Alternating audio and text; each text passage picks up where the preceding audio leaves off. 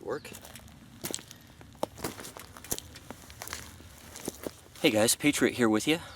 Today I'd like to show you a stove that I've been using for about a year and a half now, I want to say. Might have been a little bit less, a little bit more. In any case, this is the Silverfire Scout. As you can see from the title, everything's all collapsed right now and it's kind of in its transportation configuration. Now I've worked with a couple of other biomass type stoves. Two were non-gasifiers and three other ones were gasifier stoves. One was the Solo stove, the original size, not the Titan or the larger one. The other was the Ford Dogs Bush Buddy camp stove. That was also a very small volume gasifier. And the last one was the BioLite stove, the forced air with the electric fan in it, which I did not like at all. I liked it the least out of all of them. To me, its best purpose would be kind of a car camping kit if you like the enjoyment and convenience of having unlimited fuel to burn. The one that I liked second least was the Four Dogs Bush Buddy. The internal volume of the fire chamber was just too small. It just can't hold a candle to this. When you used a good dry fuel in it, it would work. It just doesn't work like this stove does. The Solo stove, overall I think it was a pretty good design. The weight's reasonable, seems to be fairly robust, but it just doesn't pack down. One of the great things about this is it packs down, and it seems like the overall construction of this one's just a little bit heavier. The tabs, the cooking ring up on the top, it just seems to be a little bit better built stove. And all of these biomass stoves, it seems like they're a little bit better car camping stove than they are a backpacking stove. This one kind of falls into the backpacking category a little bit more than the others because of the reliability, the combination of reliability and weight. So the fire chamber and compactability of this and the overall forgiveness, although that's a really hard word to use with any of these biomass stoves, even out here in the desert. So let's go ahead and get this one fired up and we'll show you how it works. Sometimes people get confused about which way this thing stores. If you try to store it this way, it's going to be a little bit taller overall and won't fit into the pot, the storage pot that it was designed for, which I'll show you in a little bit here. So you want the flames, the cut pattern here, towards the bottom of the fire chamber. So basically, to take this off, that's the stand. Try to get it as flat as possible.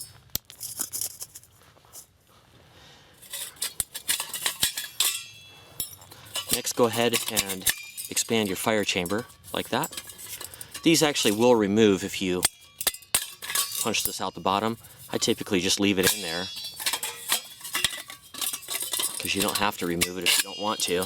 But you can see that actually expands into a decent sized chamber in there. And you've got oxygen that can pass through the bottom. You need a certain amount of air in order for this thing to gasify properly. You can see there's like a little ash or a charcoal tray here at the bottom of this.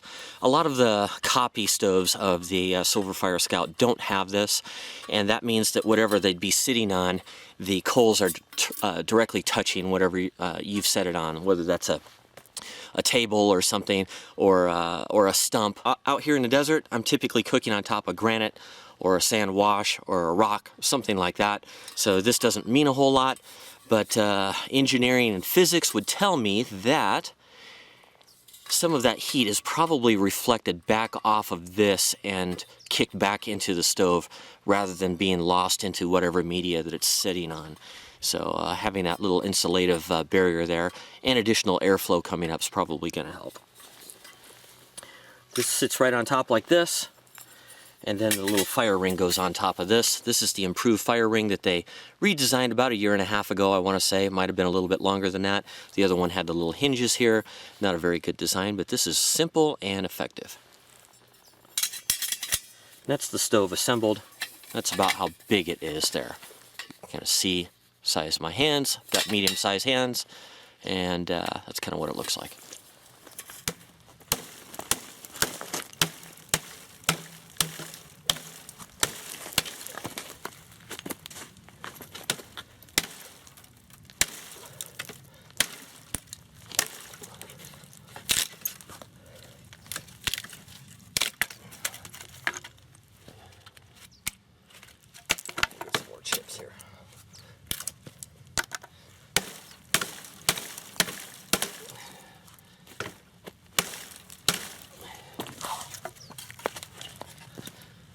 So this is all good mesquite wood, nice and dry inside. We'll break this up a little bit further. We'll have some nice chips to put in there. I'm going to go ahead and pound on this a little bit more and make some real small chips and sawdust.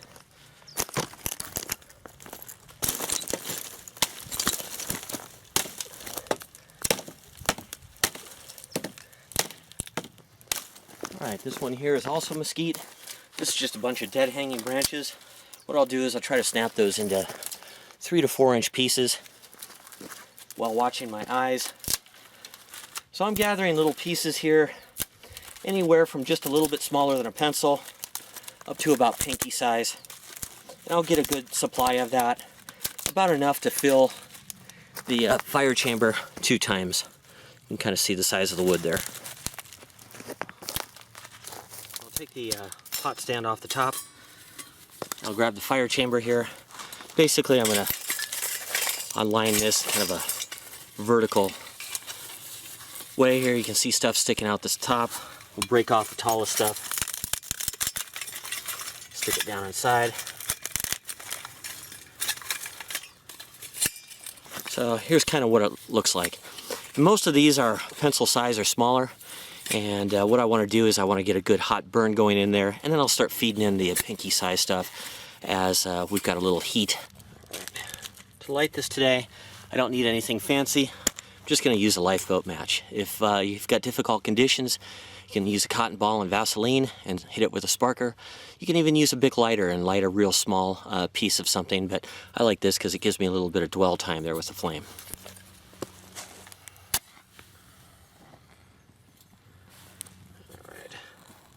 Stuff's good and dry. Now I can start putting some bigger stuff in there. I want to arrange most of this stuff vertically if possible. It'll always do better, especially in that start phase. Once you get a nice hot fire in there, it's not super picky as long as your wood is dry. I'll back out so you can kind of see the lack of smoke. The flames are coming out about 14, 16 inches right now, but after a while, this will heat up and burn down a little bit, and we'll just have a nice hot bed of coals in there. Probably not the best way of putting it. You never want to get it down to coals unless you're kind of finishing off or you're simmering or something. I find that having a continuous fire works best. Alright, so as fast as this thing fired up today, you can see how fast and easy it was to get going. You might think, wow, that's just too easy. Well, last time I was out here a couple weeks ago, I failed to get a fire going in this thing just because the fuel was all too wet. All this hanging stuff was soaking wet. I just dumped in some of those mesquite chips, and those will burn a lot better than those pencil and pinky sized branches that I'm using off of the ends of the trees. Those weather after a while and they get full of air, and they just don't have the density that the chips, the hardwood branches have. Out of the 40 or 50 times I've used this stove, I've actually failed to get a fire in it 4 times. I've actually notched the bottom of it for every time I failed. It's easy to forget our failures, so I like to kind of remember how it went down and what happened. In every case, it was because the wood was just too wet to light. That doesn't mean I couldn't get a fire started. I could get a fire started. I just couldn't sustain a fire inside of the fire chamber. It just wouldn't last for me. It would cool, I would lose my heat, I'd lose my lit tinder, and it would go away. And that was even using things like little pieces of paper, toilet paper, a couple of lifeboat matches. I just couldn't get the wood to stay burning. Now, if I went into some of these big mesquite branches over here to where the center might still be dry, I could have found some wood, some dry wood, but it would have been a lot of work. Some of those nice mesquite chips there.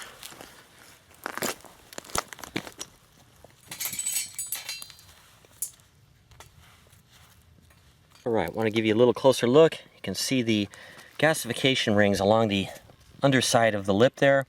It's drawing flammable smoke down inside, running it up along the outside where there's a double wall and air chamber, and then the smoke gets injected up here at the top and it reburns. So what's so nice about that is it's more efficient, so you're getting a better burn, and the lack of smoke is fantastic. So sitting here, it doesn't matter if the wind's blowing at you, you're not getting smoke in your face. There's a good example of that gasification in effect. It almost looks like a natural gas burner. And in a way, it is natural gas. But in this case, natural wood gas. Alright, just want to give you an idea of the temperature inside of that top of that fire chamber. Got a couple of thumb piece sizes of wood here. You can see that it will start to smoke almost instantly when you put it in there. I'm not sure if you can see that.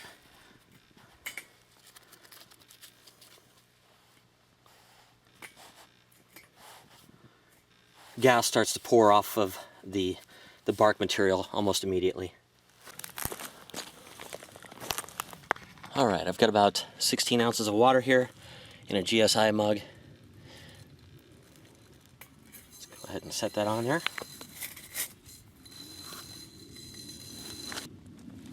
Timer started. Okay, one thing about these stoves, you don't want to let them cool off too much. So make sure you keep them loaded with wood. And at this stage, you're best using kind of thumb-sized pieces. Now it is a broad flame, so your handles are going to get hot, depending on the type of cup or container you're using, so be mindful of that. That's why I like to wear gloves when working this kind of a stove. It just seems that there's less of a fuss factor if you've got gloves on. Alright, we're at 6.5 minutes. I actually had to take the mug off just to kind of get some oxygen and get a couple more pieces of wood in there, so it takes a little bit of maintenance. Normally, in ideal conditions, once this thing's up and running with good hardwood, it'll take about 6 to 6.5 minutes to get 16 ounces of water boiling. Today we're going to go over that because I've had to fuss with it just a little bit. Alright, you can see we got a nice boil going in there. Now it did take about 10 minutes to get there because I had to take the pot off and get some more wood in there. I was starting to lose my fire a little bit. But we've got a nice boil there with 2 cups of water. Alright, let's go ahead and get rid of that water because I don't need it for anything. Just out here playing today. We'll put in about 16 ounces. I'll drink the rest. Take my little fancy feast stove here. Get a nice flat rock. Put a little fluid in there. Let that light. There we go. And that fast. We are boiling water. Well, we're heating water, but it'll be boiling shortly. So while the fancy feast is heating some water, let's go ahead and cool this thing off. It's still burning. You can let it burn down all the way, but if you want to expedite it, just knock it over. This is where the gloves are real nice. Turn it over and empty it, and let it start to cool off there. Alright, we've got those away from our coals and everything's cooling off there. Meanwhile, Fancy Feast is doing its thing. Alright guys, so we got this all cooled off now and it's ready to put away. This will drop right back down inside of there. You can see it does telescope through, but we'll push it flat like that. And then this goes over the top. If you put it this way, it will stick up too high to fit in the MSR pot, and it takes up just about 5 more millimeters, maybe 6 more millimeters of height space. So if you go like that, it's going to be nice and slim for you. And then this just goes in. The pot stand goes in upside down, nice and compact, about 9 ounces. Just a sweet little rig. By the way, guys, when that thing's all folded up, it's going to fit perfectly inside of one of these MSR Alpine stowaway pots. This is the 775 milliliter size. Pretty compact, a little bit weighty, but it is super rugged. So if you're looking for a super rugged setup and you're not overly concerned with weight, or you're not hiking real far for very long duration, this might work out pretty well. Overall, I think for a long-term solution, it's probably just a little bit on the small side. So if you were thinking about making this a long-term bug-out bag or a extended stay wilderness type of setup, you might want to go with a little bit larger pot, in which case does it make very much sense to carry a small, heavier pot as well. It might, it just depends on how many people are in your party and what you're trying to accomplish. The Silverfire Scout can come as a kit or by itself. It can come in the 200 series stainless steel or the 300 series stainless steel. I have the older stove, seems to work just fine. Would I take the new one? Of course, it seems any additional quality there is a benefit, especially if you live in wetter conditions than I do. So what do I like so much about the Silverfire Scout? Well, abundant fuel. You've got unlimited resources when it comes to fuel, and over an extended trip, a week, 10 days, 2 weeks, a month, you're not having to carry that fuel with you continuously like you would white gas or alcohol or butane or something like that. So you've got unlimited fuel out there. Anywhere that you've got dry wood, you can get a nice fire going, heat some water, heat up a pot of water or a cup of water, heat up your food, heat up a cooking pan, cook fish, whatever you need to do. The other thing that's great about this type of stove is it's very enjoyable to use. There's a very natural feeling with using this type of stuff instead of pulling out a can, screwing it into a valve and a burner and using it. Now that's of course a lot more convenient and easy. You saw how easy it was to set up the alcohol stove over here. Within just a few seconds I was heating water and now it's boiling right now. Downsides to the stove: reliability based on conditions. If you've got wet wood everywhere, you're not going to get a fire started. To overcome that, there's a couple of tricks that I've come up with, and it's not really a trick, it's common sense. One is to carry a few good hardwood sticks ready to go as an emergency light, and these should be pencil sized or a little bit smaller. These will get the fire going real hot, and you can even dry some small pieces of wood if you have to keep that fire going. Brought some hickory pellets with me today. I didn't end up using them or showing you them, but those are hickory pellets, and this is basically just pulp, hickory pulp, crushed down, stuck together with some kind of bonding agent and extruded out of some kind of a machine. But I think they use these for smokers and other things, but for this type of stove it works great. Super hot, and it lasts a long time. Probably with a full chamber in there, out here with our environmental conditions, about 20-minute burn, which is fantastic. That'll give you a long burn and a lot of coals afterwards, a lot of residual heat that you can still cook eggs and bacon over.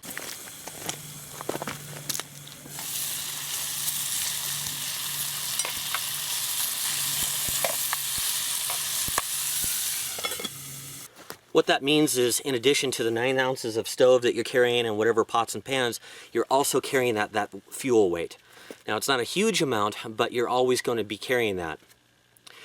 In prolonged wet conditions, you're going to have to figure out a way of drying that fuel. Otherwise, you'll use your 1 or 2 loads of fuel for the pot and then you'll be out. So you'll either have to do it on the front side and collect it, or do it on the back side the next morning. But if you fall asleep and it rains and now you're faced with your next day, how are you going to get that thing going? That's a problem. So one is to have at least 1 load of fuel. I say have 2 loads of fuel, even though there's a little extra weight involved and you're carrying that weight. The other thing is to carry a backup stove.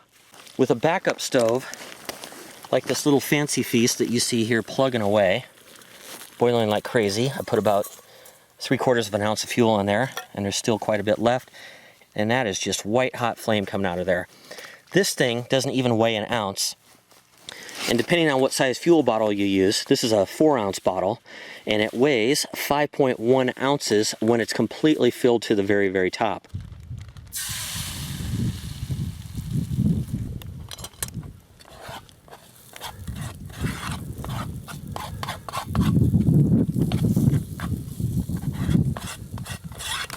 The nice thing about using a backup stove, like an alcohol stove like this, it's scalable. You can scale it to the amount of fuel that you might need when you're not able to operate that. So in this case, I've got a 4-ounce. You can go with an 8-ounce container, but you can also go with like a metal MSR white gas container that holds 12 ounces. That's their smaller size white gas container that would be used with some of their white gas stoves like the MSR International.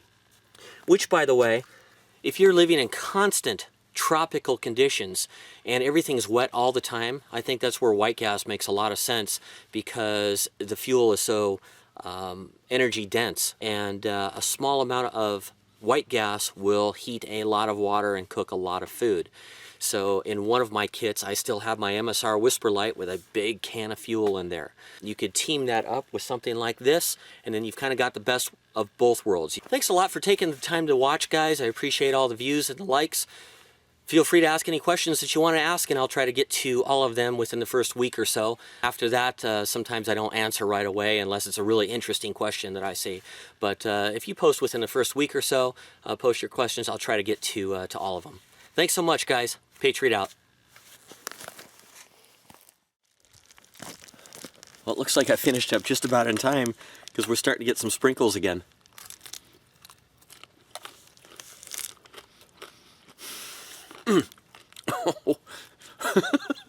That's super good, man. Gosh, I was hungry.